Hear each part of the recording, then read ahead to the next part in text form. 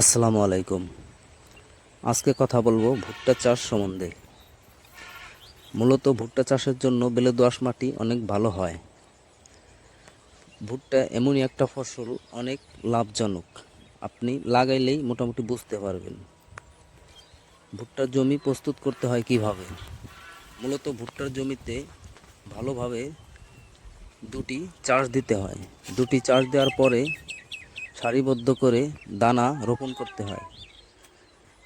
দানা রোপণ করবার পূর্বে কিছু সার দিতে হয় জমিতে, যেরকম দস্তা দিতে হয়, ফ্রাটন দিতে হয়। সার দিতে হয় কি সার, এক্ষেত্রে এমওপি সারটা প্রতি শতাংশে 500 গ্রাম, ডিএপি প্রতি শতাংশে 1 কেজি করে দিলে ভালো হয়। অনেকেই কম দেয়, তবে 1 কেজি করে দিলে অনেক ভালো হয়, ভালো ফলন পাওয়া যায়। ভুট্টা ফুল এবং ফল অনেক বেশি হয়, বড় হয়। যেটা আমি নিজে করি সেটাই আপনাদের দেখানোর চেষ্টা